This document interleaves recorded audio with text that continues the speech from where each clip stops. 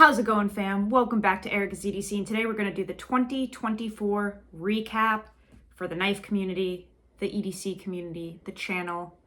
Everyone's going to do theirs at the very end of the year, so I thought, you know what? I'm going to beat everyone to the punch and do it a couple weeks early. That way, you guys can spend your time watching the other ones at the end of the year, and right now we're just going to dive into it, I guess, beforehand. Sorry for the lighting. The sun is setting. I don't have anywhere else to film, so we have shadows. Also, I cut all of my hairs off because I hate hair.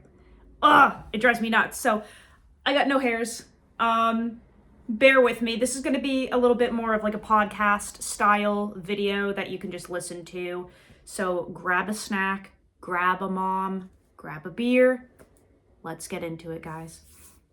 So I just want to preface with the fact that if I use the term we in this video, I'm talking about like us as the collective that kind of keeps the channel going. I don't use like pronouns or whatever.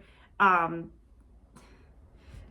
just saying we as like the fam, you know what I'm saying? Like us as the channel, the people that I interact with, and that's what I mean by we, okay? Because there are a lot of people that are, sewn into this beautiful movement. So I just wanted to clarify that, because the other day someone was like, why do you refer to yourself as we? I'm like, I don't, I promise. I'm talking about us as a collective on the channel. So let's recap 2024, because it was wild for everybody. But especially here on the channel, we went through seasons of growth, absolute seasons of growth here. And I feel like, we've only had the channel for, I think it'll be 3 years in April 2025. Only 3 years. I feel like for such a small period of time, we have discovered so many things about the knife community and knives and heat treat and geometry through the testing that I've been doing on the channel. And it's been really cool to kind of discover all of these things that a lot of people don't talk about. So we'll start at the beginning of 2024. It was a little slow rolling. I was still doing the reviews on folders and such.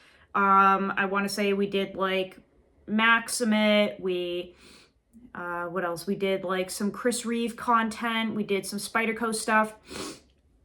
Completely kind of ditched Benchmade. It's just too expensive, in my opinion. They've just gone completely overboard with their pricing.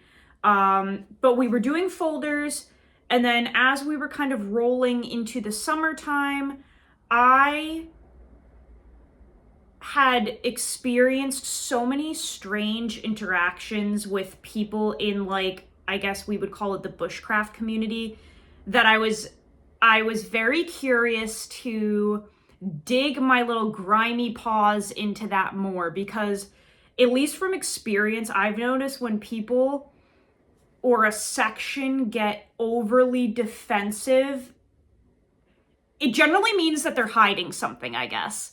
And so as I was testing some fixed blade knives from production companies, Peanut Gallery started to get real riled up, and they did not like that I was doing that. They did not like the testing. They didn't like what I was saying. There were, group chats being like, Erica's an idiot, and she doesn't like simple carbon steel, and she's stupid. And I love that, because you know that you're on the right track when people start getting really riled up and overly defensive. Like, I'm literally a girl in New Hampshire, like a dumb girl in New Hampshire that just plays with knives. So you know that when you get a bunch of grown men that get all wound up, it's like you're onto something. So I really started to get intrigued by this over obsession with thick but soft knives, fixed blades. And specifically the theory of, well, we run them thick for toughness and soft for toughness and soft for ease of field sharpening, and all of these weird like excuses for the poor performance, right? And I became really curious about wanting to get to the root of that, because anybody that knows anything about knives realistically knows that it's one or the other. So you either play with geometry for your characteristics or your heat treat / steel choice for characteristics, generally speaking. So what I mean is you should, in theory, run a knife thick and harder because the geometry is providing the toughness, or thinner and a little softer because then the heat treat is providing the toughness, right? And that's very generalized and it doesn't apply to everything, but that's just a general like kind of rule of thumb, right? So when you combine both of them for the same reason, it doesn't quite make sense, right? When we do thick for toughness and then soft for toughness, that is mush with a handle on it. You know what I'm saying? Like 33 thou BTE, 56 HRC is mush with a handle on it. And that's just how it is, right? There's no reason for it. And if you think there is, then just turn the video off now, unsubscribe, because you're going to hate this video. There's no reason for it. So I really wanted to delve into why we were still supporting that ideology when it's literally not true, right? Because we have seen people take K390 at 65 HRC, 10 thou BTE, whittle brass rods, whittle antler, smash it into antler, nothing happens. On the channel, we took K390 at 64.5, cross batoned massive logs, slammed it into the ground, did tip testing and took the knife and, smashed it into a telephone pole. We very much found out that we have been bamboozled by a lot of people and a lot of makers and a lot of companies. And maybe the reason that they run knives thick and soft is because first of all, it's easiest and cheapest, right? The less time you put into a product, the less money put into the product, and that's easier for everyone. Now, I know that I'm holding an Essie here. I'm not saying this applies to Essie. It's just one of the only production knives I have left in the collection because I got rid of them. So it's just easier to put minimal effort into something and make money off of it, right? At the end of the day, that's kind of how it is. So it's easier to grind less. It's easier to go through less belts. It's cheaper to go through less belts. It's easier using steels that are so crappy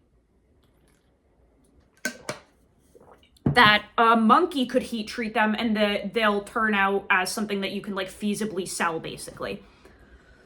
So once we started talking about that, slowly but surely a lot of these production companies started to get very riled up, and we started seeing videos about how ABL is the same kind of as MagnaCut, and MagnaCut's just hype steel and super steel is for people that don't know how to sharpen and the knife just stays sharp forever, so that all of these ridiculous things.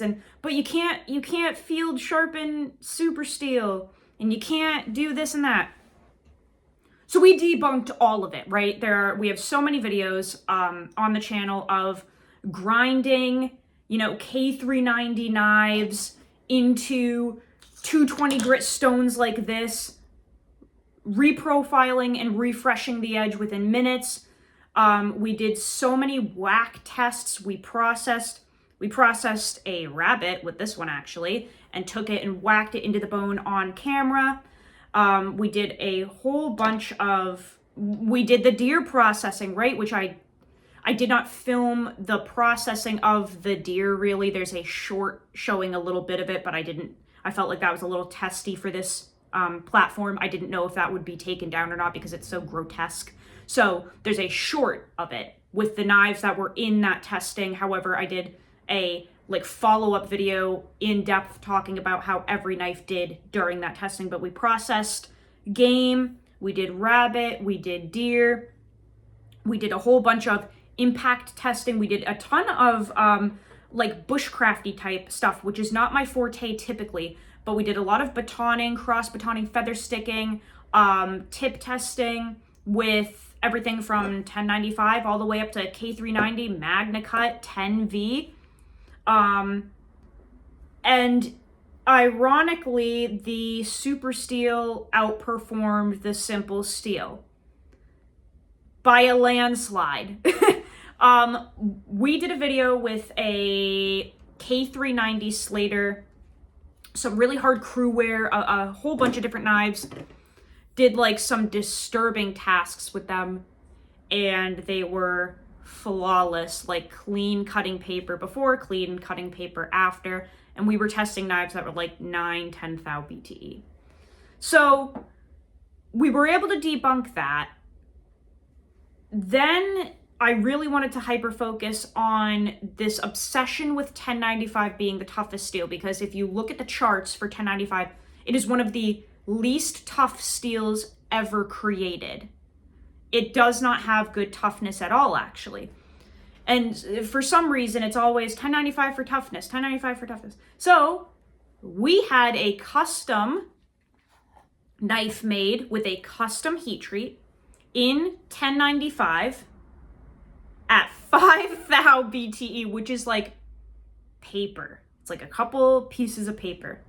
We had a 1095 custom knife made, 62 HRC, and we tested this for a month and did some pretty wild things with it. And wouldn't you know, unscathed at the end. Absolutely unscathed.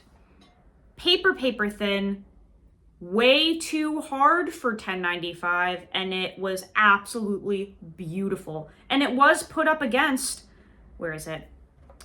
It was put up against, at the same time, 10V, same maker, same BTE, same everything. This is all content you can go watch, of course. And this was able to keep up with the 10V, which was really surprising. In terms of edge retention, this literally performed as well as the 10V. Excuse me. So that was interesting because super thin, super hard, nothing happened. So I wonder why we're doing the bare minimum. I don't know. We also created, I want to say, a dozen designs this year. We were on a design roll. I wanted to bring knives to the general public that we all want but can't get. And we did so many designs. We did the dart with Levi, then we did the mink, then we did the otter, then we did the badger. We did the vulture with Kyle from the Scrawny Lumberjack. This bad boy, this one's a huge hit. This is a really cool knife. We also did the Slater with Duckhead Forge. Really cool little utility knife, like 7 inches long. And following that, we did the Chum, which is an outdoors hunting knife with Dusty. We started on a little project with Baby Moon Blades, the America. We did a whole bunch of stuff this year with designs, and it was really cool to be able to bring knives to the market that had thinner geometry, custom, harder heat treat in super steels at about the same price as some of these production knives in cheap, soft, thick steel. So we were kind of able to debunk that too, because that's generally an argument is like, well, super steel is too expensive, and if you make a custom knife in it, you have to charge an exponential price. Wrong. We were able to very much bring in custom knives under $300 that have super steel, crazy good heat treat, hard, handmade, custom done. This one's $295. This knife is in K390 64.5 HRC, 10 thou, $295, shipped with a USA made sheath. Sorry guys, I'm so excited. I have a dry throat here. So we were really able to just get things done, I guess, this year. And we also, you know, had our hang-ups. I had to move randomly.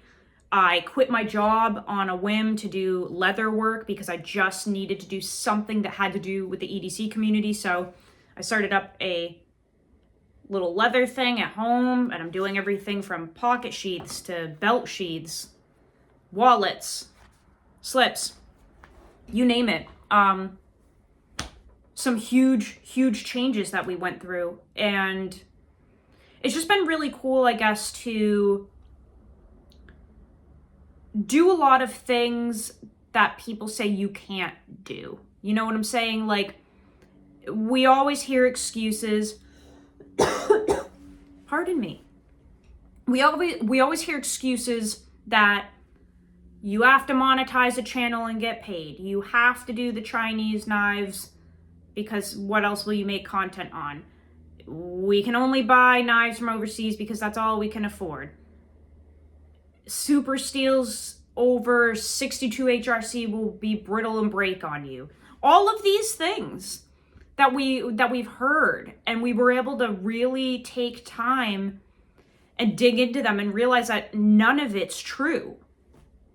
And I think we were partially able to do that because the channel, I choose to not monetize the channel. I choose to not get paid. I choose to not have ads. I choose to not have sponsors.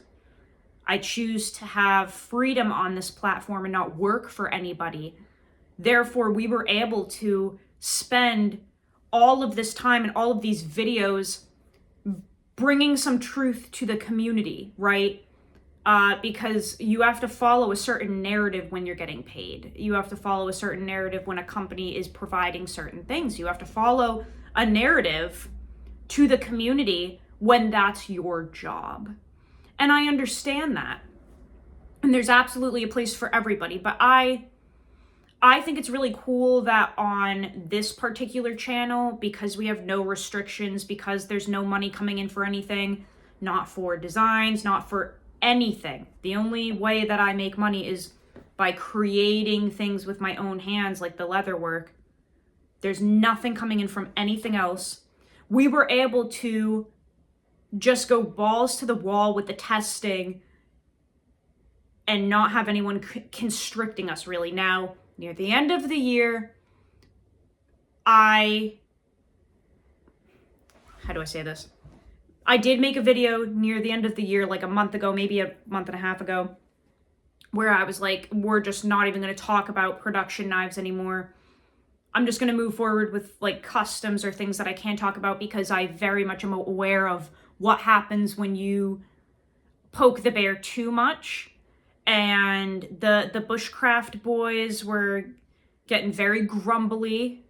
It's fun. They think that I don't have people who tell me what they're talking about, which is funny.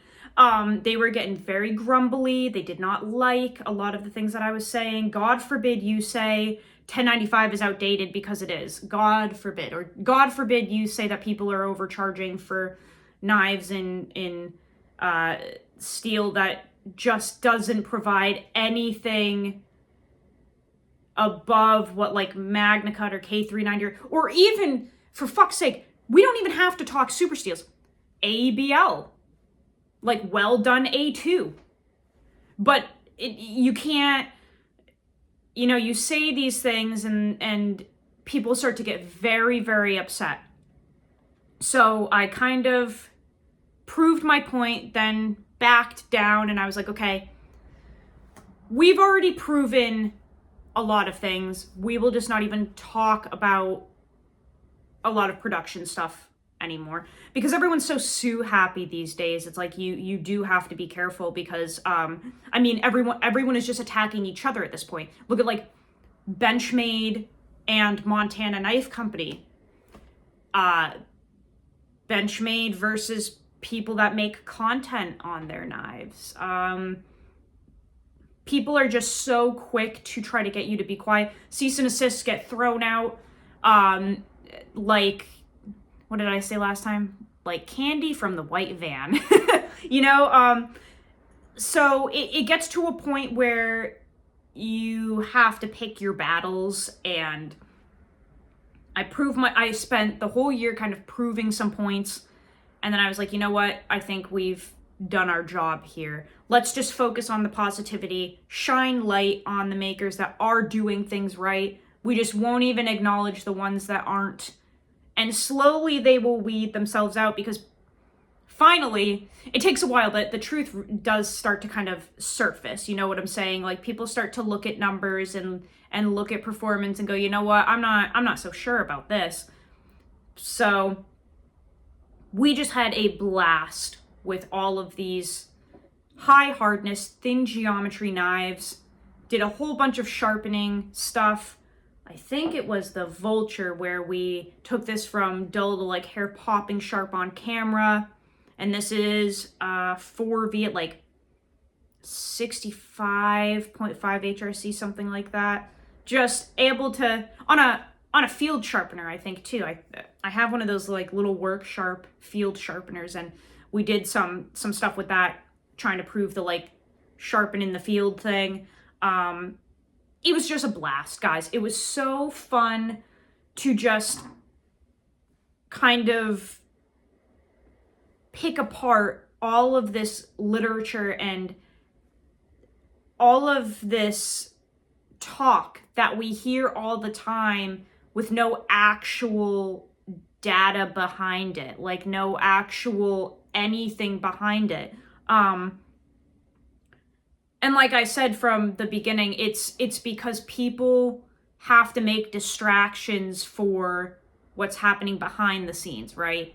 So we had exponential results with the custom stuff from Northern Knife Works, the Scrawny Lumberjack, Steve Kalari from Kalari Custom Knives, Dusty from Duckhead Forge, love Adam and Lisa over at Baby Moon Blades, Todd over at Goathead Knives, John, BGM Knives. We really experienced some incredible pieces from those makers that just blow everything else out of the water, and there just aren't any excuses at the end of the day, which is so cool to see. I mean, I have knives from Steve at like 66 HRC that are easier to sharpen than stuff like this. Like, so much easier to sharpen. No RA. No burr flipping issues, no rolling, no nothing. It's a beautiful thing. So, I mean, I guess the moral of the story is that we were able to shine light on some custom makers that truly deserve to be in the spotlight.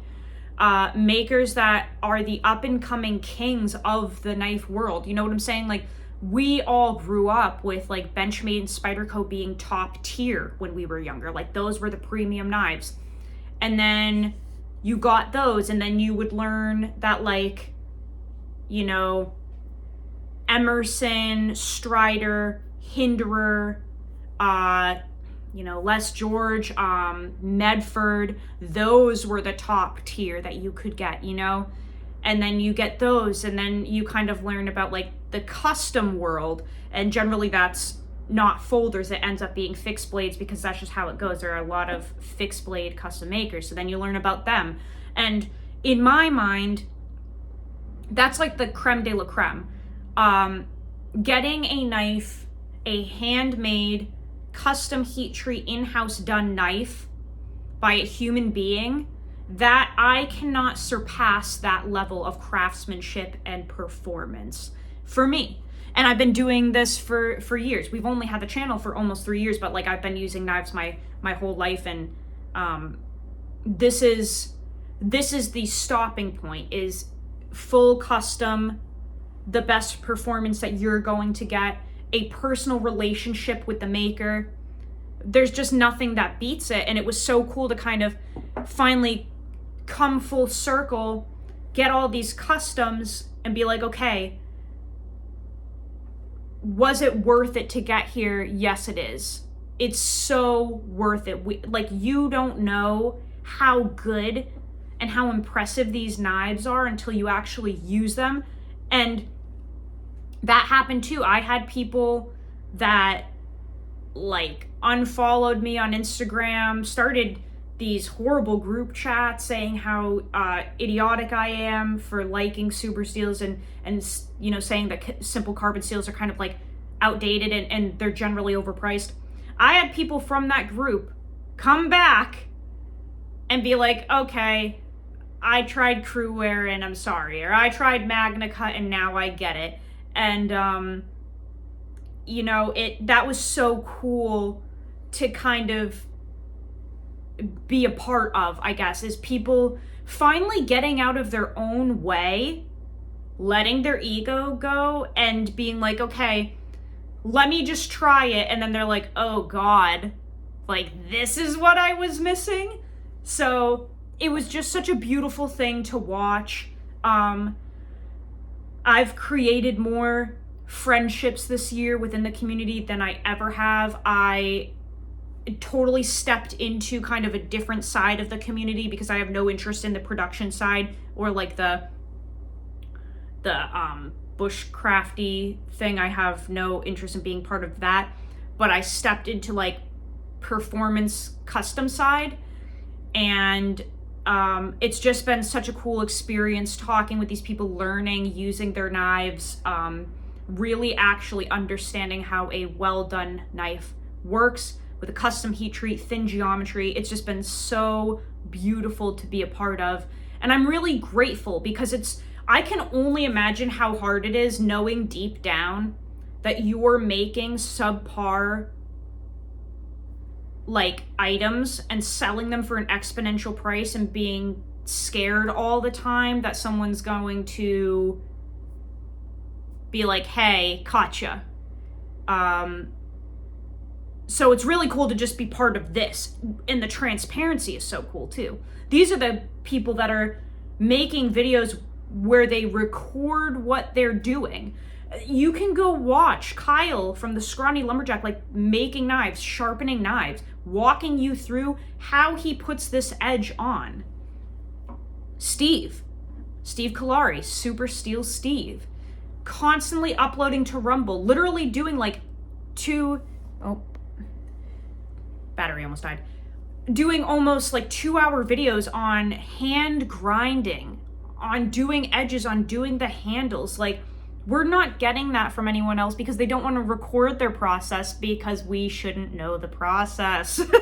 It's just so cool to be able to see this. Levi does the same thing. He'll record edges that he just did. He'll set up a little camera doing his heat treat and putting it into the clamp. We're just able to see these being made with transparency, and I'm so for it. So I'm really excited to see what happens in 2025. I have some pretty big goals. I'm very optimistic about where I want to go in 2025.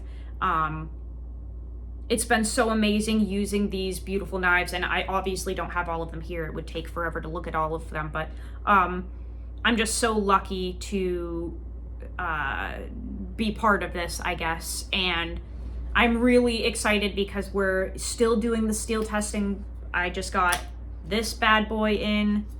This was sent to me by Steven over at Sanctified Leather. We did a trade. I traded him 2 GECs for this Rex 121, which is supposed to be the best edge retention steel available. Super excited to see how this does compared to the best or the toughest steel available, 8670, which I have. So obviously we'll be testing this, but guys, we just have so much to look forward to in 2025. Lots of hardship in 2024, but also a lot of beautiful growth, beautiful relationships, real testing, real results, and finally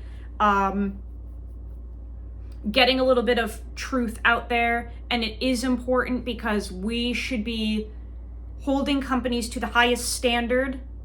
And the only way that you can do that is through proof.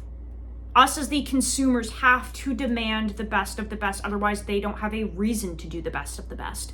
So when consumers start finally testing things, showing the proof, recording, bringing it up, that's the only way that we're ever going to get what our money deserves to go to. And we are slowly seeing HRC numbers creep up from production companies. We are slowly seeing MagnaCut 62 and higher, not really below. Emerson, of all companies, is doing 63 to 64 HRC on their MagnaCut. You know you've made a difference when Emerson flippin' Knives is using MagnaCut in the first place, but doing 63 to 64 for an HRC. Do you understand how huge of an impact that is on the community? How beautiful that is coming from a company that has used like 58 HRC, 154 CM for a decade or something? Like, the people have spoken, the consumers have demanded to get what their money paid for, and it's finally making a difference. And all of us have been part of that movement. The only reason that companies are finally making improvements is because we're demanding them. We're saying, look, I can go to a custom maker and get it done right. Up to you. Do you want my money? And they're finally doing it right. And it's really cool to see. We have companies coming up now, like I think it's pronounced Reef Knives. Never used one, but I've heard that they're good. I've heard that they are hard use, kind of like bushcraft knives, but they're in good steel with a good heat treat. We have White River that seems to maybe be doing some really good stuff too. So yeah, I just think it was a very huge year of positive growth, weeding out the people that we don't even have to pay attention to, focusing on the people that we should be learning from. That's another key thing. We should be learning from our makers. It shouldn't just be a blind purchase. We should know how our knife was made, what went into it, transparency. I don't know. I think we did okay for what 2024 offered us. I think we made it out okay. So I just wanted to do that recap. Obviously, there was so much more to the year, but I thought that this would just be a fun video to kind of close out with. I love you guys so much. I'm so grateful for all of you. Thank you for the support. We grew by thousands and thousands of subs this year. So thank you guys. I really appreciate you. With that being said, go use your shit. Learn how to sharpen your knives. I'll see you guys on the next video. I love you so much, fam. Take care.